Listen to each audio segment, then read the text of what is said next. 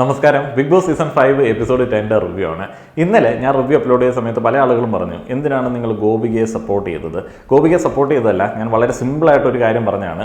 ഗോപികയെ പോലെ ഒരു കണ്ടസ്റ്റന്റ് അവിടെ നിലനിൽക്കുകയാണെന്നുണ്ടെങ്കിൽ ബാക്കിയുള്ള വളരെ ലൈറ്റായിട്ടുള്ള ഈ തണുപ്പൻ മട്ടിൽ ഗെയിം കളിക്കുന്ന ആളുകൾക്കൊക്കെ ഒരു സമ്മർദ്ദം ഉണ്ടാവുകയും അവർ മെച്ചപ്പെട്ട ഒരു ഗെയിം പ്ലേ നടത്തുകയും ചെയ്യും. അതായിരുന്നു എൻ്റെ ഒരു ഉദ്ദേശം. ഇന്നത്തെ ലൈവ് സോഷ്യൽ മീഡിയ ചർച്ചകൾ അതേപോലെ തന്നെ എപ്പിസോഡൊക്കെ കാണുകയാണെന്നുണ്ടെങ്കിൽ നിങ്ങൾക്കൊരു ഏകദേശ ഐഡിയ കിട്ടും. ഗോപിക അവിടെ ഉണ്ട് എന്നുണ്ടെങ്കിൽ എന്തൊക്കെ സംഭവിക്കാം. ഗോപിക, ആൻസലിൻ, അതേപോലെ തന്നെ നാദിറ, ഈ 3 കണ്ടസ്റ്റൻസ് ബാക്കിയുള്ള ആളുകൾക്ക് നല്ല ചലഞ്ചിങ് ആയിട്ടുള്ള എതിരാളികളാണ്. അതിൽ ആൻസലിനെ ഇപ്പോൾ വേണമെങ്കിൽ ഒന്ന് മാറ്റി നിർത്താം. ആൻസലിൻ ഇപ്പോൾ ഹൗസിലുള്ള ആളുകളുമായിട്ട് നല്ല കമ്പനിയൊക്കെ ആയി ഒരു പോസിറ്റീവ് വൈബുമായിട്ട് റിനോഷനൊപ്പം പോകുന്ന ഒരു കണ്ടസ്റ്റന്റ് ആണ് ഈ നാദിറ, ഗോപിക. ഇവർ രണ്ടുപേരും വളരെ സെൻസിറ്റീവ് ആയിട്ടുള്ള ഒരു ഗ്രൂപ്പിനെ റെപ്രസെന്റ് ചെയ്യുന്നു എന്ന് എപ്പോഴും പറഞ്ഞ് ആ തരത്തിൽ ഗെയിം കളിക്കുന്ന ആളുകളാണ്. ഈ ഗോപികയുടെ ഒരു ഗെയിം പ്ലേ എന്ന് പറയുന്നത് സ്വാഭാവികമായിട്ടും പ്രേക്ഷകരിൽ കുറേയധികം ആളുകൾക്കും കണ്ടസ്റ്റൻസിനും ഇറിറ്റേഷൻ ഉണ്ടാക്കുന്ന തരത്തിലേക്കുള്ള ഒരു ഗെയിം പ്ലേ ആണ്. ഗോപിക അകത്ത് ഏതെങ്കിലും തരത്തിൽ ഇത്തിരിയെങ്കിലും വിഷമിച്ചിട്ടുണ്ട് എന്നുണ്ടെങ്കിൽ പലതരം കാർഡുകൾ എടുത്ത് വീശുന്നതിനോടൊപ്പം തന്നെ പുറത്തുള്ള ഒരു വലിയ കൂട്ടം സൊസൈറ്റി അവരുടെ കയ്യിലുള്ള ഒരു ഹെയ്റ്റും ബാക്കിയുള്ള കാര്യങ്ങളും ബാക്കിയുള്ള കണ്ടസ്റ്റൻസിൻ്റെ പുറത്തേക്കിടും. ഈ ഗോപികയെ ഇഷ്ടപ്പെടാതിരിക്കാനായിട്ടും അതേപോലെ തന്നെ ഇഷ്ടപ്പെടാനായിട്ടും ഒക്കെയുള്ള സ്വാതന്ത്ര്യം അവിടെയുള്ള എല്ലാ ആളുകൾക്കും ഉണ്ട്. ഗോപികയെ ഡീൽ ചെയ്യുമ്പോൾ കണ്ടസ്റ്റൻസിന് ഉണ്ടാകുന്ന ഏറ്റവും വലിയ ചലഞ്ച് എന്ന് പറയുന്നത്, ഗോപിക ഗെയിം കളിക്കുന്ന സമയത്ത് അദ്ദേഹത്തിൻ്റെ എക്സ്പീരിയൻസ് കൊണ്ട് അദ്ദേഹം പലവിധ മാർഗങ്ങളിൽ കൂടെ ആ ഒരു ഗെയിം ജയിക്കാനായിട്ട് നോക്കും. അതിനകത്ത് അൺഫെയർ ആയിട്ടുള്ള അൺഎത്തിക്കലായിട്ടുള്ള കുറേയധികം കാര്യങ്ങളുണ്ടാവും. നമ്മുടെ പല കണ്ടസ്റ്റൻസും ഈ പറയുന്ന കാര്യങ്ങളുമായിട്ട് അത്രയധികം പൊരുത്തപ്പെട്ട് തുടങ്ങിയിട്ടില്ല.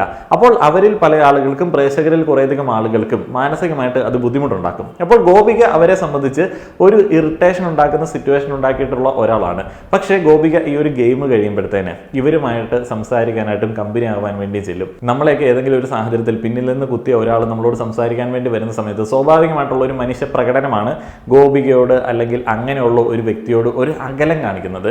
ഒന്ന് സിങ്ക് ആയിട്ട് വരാനായിട്ട് ഇത്തിരി സമയമെടുക്കും. അത് അഫക്റ്റ് ചെയ്തിട്ടുള്ള ആളുകൾക്ക് കൂടുതൽ സമയമെടുക്കും. പക്ഷെ അവിടെയാണ് അടുത്ത ചലഞ്ച് ഇരിക്കുന്നത്.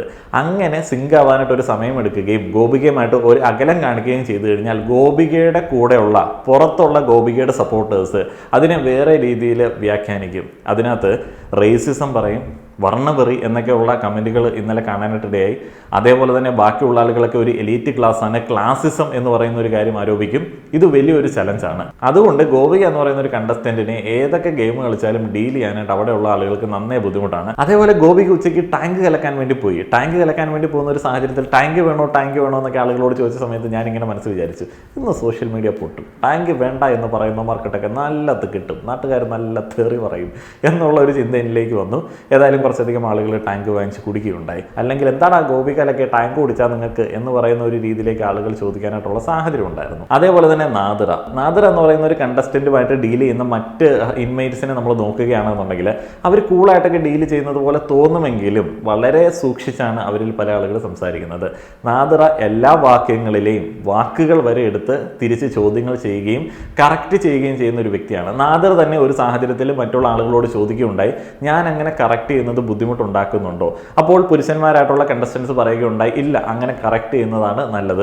അത്തരത്തിലുള്ള ഒരു സാഹചര്യം അവിടെ ഉള്ളത് കൊണ്ട് തന്നെ കണ്ടസ്റ്റൻസിൽ പല ആളുകൾക്കും ചെറിയൊരു ബുദ്ധിമുട്ടുണ്ട് നാദിറയുമായിട്ട് ഡീൽ ചെയ്യുന്ന സാഹചര്യത്തിൽ. ഗോപികയെ കൊണ്ടും നാദിറയെ കൊണ്ടും കോമൺ ആയിട്ട് എല്ലാവർക്കും ഫേസ് ചെയ്യേണ്ടി വരുന്ന ചലഞ്ചുകളെ കുറിച്ചിട്ടാണ് നമ്മൾ പറഞ്ഞത്. ഇനിയിപ്പോൾ സെറീന, ശോഭ എന്ന് പറയുന്നവരുടെ കാര്യം ഇത്തിരി കൂടെ വ്യത്യസ്തമാണ്. അവർക്ക് എന്തൊക്കെ കാണിച്ചാലും പുറത്തുനിന്ന് നല്ല രീതിയിൽ ഹേറ്റ് ഉണ്ടാവും. നമ്മൾ അങ്ങനെയാണല്ലോ, നമുക്ക് എന്തോ അവരെ അങ്ങനെ ഇഷ്ടമില്ല. ഒന്നാമതെ നമ്മൾ ഈ ബ്യൂട്ടി സ്റ്റാൻഡേർഡ്സിനെ കുറിച്ചിട്ടൊക്കെ വലിയ പൊളിറ്റിക്കലി സംസാരിക്കുന്ന സമയത്തും ഈ ബ്യൂട്ടി സ്റ്റാൻഡേർഡ്സിനെ നമ്മൾ തച്ചുടയ്ക്കണമെന്നൊക്കെ പറയുന്ന സാഹചര്യങ്ങളിലും ഇത്തിരി ബ്യൂട്ടി ഉണ്ട് അല്ലെങ്കിൽ മിസ് കേരള അല്ലെങ്കിൽ മിസ് വേൾഡ് എന്നൊക്കെ പറയുന്ന ആളുകളെ നമ്മൾ കാണുന്ന സമയത്തും നമ്മൾ ശരിക്കും പറഞ്ഞാൽ നല്ല രീതിയിൽ റോങ് ആയിട്ട് അവരെ അങ്ങോട്ട് തേജോധം ചെയ്യാറുണ്ട്. നമ്മുടെ ചില പഴഞ്ചൊല്ലുകളിൽ പോലും വളരെ പ്രകടമായിട്ടുള്ള ഒരു മാറ്റി നിർത്തലുണ്ട്, അഴകുള്ള ചക്കയ്ക്ക് ചൊളയില്ല. നമ്മളുടെ സ്വാഭാവികമായിട്ടുള്ള ബ്യൂട്ടി സ്റ്റാൻഡേർഡ് വെച്ചിട്ട് ചില ആളുകളെ നോക്കുന്ന സമയത്ത് അവർ കാണാൻ നല്ലതാണ് എന്ന് നമുക്ക് തോന്നിക്കഴിഞ്ഞാൽ നമ്മൾ പറയും, കാണാനൊക്കെ കൊള്ളത്തുള്ളൂ, ബുദ്ധിയൊന്നുമില്ല. ആ തരത്തിലുള്ള ഒരു മാറ്റി നിർത്തൽ ഇതുപോലുള്ള പല മേഖലകളിൽ വർക്ക് ചെയ്യുന്ന ആളുകൾക്കുണ്ട്. മോഡൽസ്, അതേപോലെ തന്നെ ഇത്തരത്തിൽ റാമ്പിലൊക്കെ നിന്ന് പെർഫോം ചെയ്യുന്ന ആളുകൾ, അങ്ങനെയുള്ള ആളുകൾക്കുണ്ട്. അതൊരു വലിയ പ്രശ്നമാണ്. അതേപോലെ സാമ്പത്തികമായിട്ട് ഉന്നതിയിൽ നിൽക്കുന്നു എന്ന് പറയുന്ന ഒരു ബാക്ക്ഗ്രൗണ്ടിൽ നിന്ന് വരുന്ന ഒരാളെയും നമ്മളുടെ ഇവിടെയുള്ള ഒരു മജോറിറ്റി സമൂഹം നല്ല രീതിയിൽ സമീപിക്കാറില്ല. അഹങ്കാരമായിരിക്കും. അവർക്ക് മറ്റുള്ളവരുടെ ബുദ്ധിമുട്ടുകൾ അറിയാനായിട്ടുള്ള ഒരു ചിന്ത ഉണ്ടാവില്ല. അതുകൊണ്ട് തന്നെ അവരൊക്കെ മോശമാണ് എന്ന് പറയുന്ന ഒരു ചിന്തയുണ്ട്. അതുകൊണ്ട് തന്നെ ആ പറയുന്ന ചലഞ്ചസും ഈ രണ്ട് കണ്ടസ്റ്റൻസിനുണ്ട്. പ്രൊമോയിലും എപ്പിസോഡിലും കാര്യമായിട്ട് കാണിച്ച ആ ഒരു അടിയെക്കുറിച്ചിട്ട് പറയേണ്ടതുണ്ട്. നാദിറ അതേപോലെ തന്നെ ഗോപിക കാര്യമായിട്ട് അനാവശ്യമായിട്ട് ട്വിസ്റ്റ് ചെയ്ത ഒരു സിറ്റുവേഷനാണ് എനിക്ക് പേഴ്സണലി ആ ഒരു അടിയിൽ നിന്ന് മനസ്സിലായത്.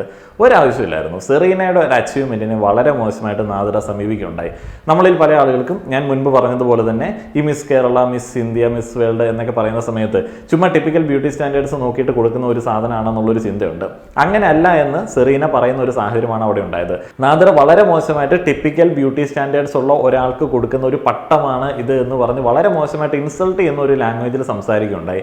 നാദിറയ്ക്ക് പ്രീവിയസ് ആയിട്ട് ഇതുപോലുള്ള വേദികളിൽ നിന്നിട്ട് മോശമായിട്ടുള്ള ഒരു എക്സ്പീരിയൻസ് ഉള്ളത് കൊണ്ടാണ് എന്ന് പറയുന്ന ഒരു സാഹചര്യം ഉള്ളപ്പോഴും ഒരു വ്യക്തിയെ വളരെ മോശമായിട്ട് താറടിക്കുന്നത്, അദ്ദേഹത്തിൻ്റെ അച്ചീവ്മെന്റിനെ മോശമായിട്ട് കാണിക്കുന്നത് എനിക്ക് ഒട്ടും യോജിക്കാൻ പറ്റുന്ന ഒരു കാര്യമായിട്ട് തോന്നിയില്ല. ആ ഒരു സാഹചര്യത്തിൽ വളരെ ക്ലിയർ ആയിട്ട് പറഞ്ഞ ഒരു കാര്യമാണ്, സെറീന പറഞ്ഞ ഒരു കാര്യമാണ്, ടിപ്പിക്കൽ ബ്യൂട്ടി സ്റ്റാൻഡേർഡ്സ് എന്ന് പറഞ്ഞു കഴിഞ്ഞാൽ നമ്മളുടെ ലോകത്തിൽ ടിപ്പിക്കൽ ബ്യൂട്ടി സ്റ്റാൻഡേർഡ്സ് എന്ന് പറയുന്നതിനകത്ത് കളർ കോംപ്ലക്ഷൻ, ബോഡി സൈസ്, മുടി, കണ്ണ് അങ്ങനെയുള്ള എല്ലാ കാര്യങ്ങളും ഉണ്ട്. ആ ഒരു ഫിഗർ വെച്ച് നമ്മളുടെ മൈൻഡിൽ തോന്നുന്ന ഒരു രൂപത്തിനല്ല മിസ് വേൾഡ് എന്ന് പറയുന്ന ഒരു പട്ടം കൊടുത്തത്. ആ ട്രീറ്റ്മെന്റിനെ കുറിച്ചിട്ട് സെറീന പറഞ്ഞ സമയത്ത് അതൊരിക്കലും അവിടെയുള്ള ആളുകളെ ഡിസ്ക്രിമിനേറ്റ് ചെയ്യുന്ന ഒരു രീതിയിലേക്കല്ല എന്നുള്ളത് നിസ്സംശയം എനിക്ക് പറയാൻ പറ്റും. അത് വളരെ ക്ലിയർ ആയിട്ട് ആ ഒരു കോൺവെർസേഷനിൽ നിന്നിട്ട് എവിഡന്റ് ആയിട്ട് മനസ്സിലാക്കാൻ പറ്റുന്ന ഒരു കാര്യമാണ്. ഗോപിക അപ്പോൾ കാര്യമായിട്ട് തന്നെ ചരടുവലികൾ നടത്തുകയുണ്ടായി. ഈ ചരടുവലികൾ നടത്തുകയും ഇത് മറ്റുള്ള ആളുകൾക്ക് ഇറിറ്റേഷൻ ഉണ്ടാവുന്ന ഒരു സാഹചര്യം ഉണ്ടാവുകയും ചെയ്തതിന് ശേഷവും ഗോപിക വീണ്ടും നിന്ന് അവരോട് സംസാരിക്കാൻ വേണ്ടി പോകും. ശരിക്കും ഈ സെറീന എന്ന് പറയുന്ന ഒരു വ്യക്തിക്കോ അല്ലെങ്കിൽ റെനീഷ എന്ന് പറയുന്ന ഒരു വ്യക്തിക്കോ അത് ടോളറേറ്റ് ചെയ്യാൻ പറ്റുന്ന ഒരു കാര്യമാണ്. അവർക്കത് മാനസികമായിട്ട് അവർക്ക് പൊരുത്തപ്പെടാൻ പറ്റുമോ? ഇല്ല. പക്ഷെ അങ്ങനെയുള്ള ഒരു സാഹചര്യത്തിൽ പുറത്തുള്ള ഗോപികയെ സപ്പോർട്ട് ചെയ്യുന്ന ആളുകളെല്ലാവരും കൂടെ ഇവരങ്ങോട്ട് കൂടി ചേർത്ത് കയറ്റും. കാരണം ഇവർ എന്തോ പ്രിവിലേജഡ് ആണ്, അല്ലെങ്കിൽ ഇവരെന്തോ കൺസിഡർ ചെയ്യപ്പെടുന്ന ആളുകളാണ്, ഇവർ സെലിബ്രിറ്റീസ് ആണ്, അതുകൊണ്ട് അവരങ്ങോട്ട് പൊങ്ങണ്ട എന്ന് പറയുന്ന ഒരു ചിന്താഗതി നമ്മളിൽ പല ആളുകൾക്കും ഉണ്ട് എന്ന് എനിക്ക് പേഴ്സണലി തോന്നുന്നു. നമ്മൾ സംഭവങ്ങളുടെ പിറകിൽ നിന്ന് മുന്നിലേക്കാണ് കേട്ടോ പോകുന്നത്. ഇന്നത്തെ പ്രധാന പരിപാടി ബിഗ് ബോസ് ഹൗസിൽ ഉണ്ടായിരുന്നത് ഒരു നൃത്തകലാക്ഷേത്രമായിരുന്നു. ഇപ്പോൾ നാഗവല്ലി എന്ന് പറയുന്ന ഒരു കഥാപാത്രത്തെ അവതരിപ്പിക്കാനായിട്ട് രണ്ട് കണ്ടസ്റ്റൻസിന് ഓപ്ഷൻ കൊടുക്കുകയാണ്. ഇവർ തമ്മിലാണ് മത്സരം. ഇവർ അന്നത്തെ ദിവസം മുഴുവൻ നാഗവല്ലിയായിട്ട് പെർഫോം ചെയ്യണം, ഡാൻസ് ചെയ്യണം, അതേപോലെ തന്നെ ത്രൂ ഔട്ട് ആ ഒരു ഹൗസിൽ അതായിട്ട് പെർഫോം ചെയ്യണം. അതേപോലെ നസീർ അവതരിപ്പിക്കുന്ന ഒരു കഥാപാത്രം അഖിൽ മാരാറിന് കിട്ടുന്നു. അതേപോലെ പരിക്കുട്ടി, അതെ ചെമ്മീനത്തെ കഥാപാത്രങ്ങൾ നമ്മളുടെ മനീഷ എന്നിവർക്ക് കിട്ടുന്നു. ഡിസ്കോ എന്ന ഡാൻസുമായിട്ട് റിനോഷും ലച്ചു ഒക്കെ വരുന്നു. അതേപോലെ തന്നെ ജുനൈസ്, ശ്രുതി എന്നിവർ ലാലേട്ടൻ്റെ മറ്റേ ചെട്ടിക്കുളങ്ങര പാട്ടിൻ്റെ ആ ഒരു ഇതിൽ വരുന്നു. അപ്പോൾ ത്രൂ ഔട്ട് ആ ഒരു ഡേയിൽ അവർ ലാലേട്ടനായിട്ടും ഈ അഞ്ചു റോഷ് രാജമാണിക്യത്തിലെ മമ്മൂട്ടിയായിട്ടും ഒക്കെ ഇങ്ങനെ നടക്കണം. അതായിരുന്നു ഇന്നത്തെ ടാസ്ക്. അതേപോലെ തന്നെ ഈ ഒരു പെർഫോമൻസിൽ കണ്ടിട്ട് എല്ലാ കണ്ടസ്റ്റൻസിനും കൊടുത്തിട്ടുള്ള കോയിനുകളിൽ നിന്നിട്ട് അവർക്ക് ഒരു മാർക്ക് കൊടുക്കാം, 20, 10 എന്നിവയൊക്കെ കൊടുക്കാം. അതിൽ നല്ല പെർഫോമൻസ്, കിടിലം പെർഫോമൻസ് എന്ന് പറയാനായിട്ട് സാധിച്ചത് റെനീഷയുടെ പെർഫോമൻസ് ആയിരുന്നു. ത്രൂ ഔട്ട് ആ ഒരു ഡേ അദ്ദേഹം നാഗവല്ലിയായിട്ട് തന്നെ അഭിനയിക്കുകയുണ്ടായി. അവസാനത്തെ അടിയുടെ സമയത്തും ഈ റെനീഷയുടെ കോസ്റ്റ്യൂം ഇതായിരുന്നതുകൊണ്ട് നല്ല രസമായിട്ട് കണ്ട് ആസ്വദിക്കാനായിട്ട് പറ്റി.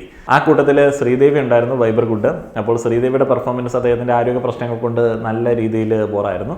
അത് ചിലപ്പോൾ ആരോഗ്യ പ്രശ്നങ്ങൾ കൊണ്ടായിരിക്കാം. മൊത്തത്തിൽ ശ്രീദേവി ഡൗൺ ആവുന്ന ഒരു സിറ്റുവേഷനാണ് ടോട്ടൽ എപ്പിസോഡുകളിൽ കാണാനായിട്ട് സാധിക്കുന്നത്. ആരോഗ്യ പ്രശ്നങ്ങളായിരിക്കാം. ബാക്കിയുള്ള മികച്ച പെർഫോമൻസുകൾ ശ്രുതിയുടെ ഡാൻസ് ചെട്ടിക്കുളങ്ങര നല്ല സൂപ്പറായിരുന്നു. അതേപോലെ തന്നെ മറ്റേ റിനോഷിൻ്റെയും അതേപോലെ ലച്ചുവിൻ്റെ പെർഫോമൻസ് നല്ലതായിരുന്നു. ശോഭ ഇവിടെയും ചില സെക്കൻഡ്സ് താമസിച്ച് വന്നതുകൊണ്ട് കഴിഞ്ഞ ദിവസം ഫുട്ബോൾ മത്സരത്തിൽ സംഭവിച്ചതുപോലെ തന്നെ അവസരം നഷ്ടപ്പെടുന്ന ഒരു കാഴ്ചയും ഉണ്ടായി. ഈ കോയിൻ കൊടുക്കുന്ന കാര്യത്തിലും ഗോപിക നല്ല രീതിയിൽ പിശുക്കി നമ്മളുടെ ശ്രീദേവിക്കൊന്നും കോയിൻ കൊടുക്കാതെ പോകുന്ന ഒരു സാഹചര്യം പോലും ശ്രദ്ധിക്കുകയുണ്ടായി. കൊടുത്തില്ല എന്നുള്ളതാണ് എനിക്ക് തോന്നുന്നത്. അങ്ങനെയുള്ള നല്ല സാഹചര്യങ്ങളുണ്ടായി. കോയിൻ അടിച്ചു മാറ്റുന്ന ഒരു സാഹചര്യം ഇടയ്ക്ക് ഉണ്ടായിരുന്നു. അതിനകത്ത് ഗോപിക ഉണ്ടായിരുന്നില്ല എന്ന് എനിക്ക് തോന്നുന്നു. ഈ തരത്തിലുള്ള സമീപനങ്ങളൊക്കെ ആണെന്നുണ്ടെങ്കിലും പിന്നീട് ഇത് വെച്ചിട്ട് ഗോപികയോട് പെരുമാറി കഴിഞ്ഞാൽ വലിയ വിഷയമാവും പുറത്ത് എന്ന് എനിക്ക് തോന്നുന്നു. എന്തുകൊണ്ടോ കൂളിംഗ് ഗ്ലാസ് വെച്ചതുകൊണ്ട് സാഗർ ഇന്ന് നല്ല രീതിയിൽ പെർഫോം ചെയ്യുന്ന ഒരു കാഴ്ചയുണ്ടായി. സാഗറിൻ്റെ മൊത്തത്തിലുള്ള ആറ്റിറ്റ്യൂഡ് ചേഞ്ച് ആയിരുന്നു.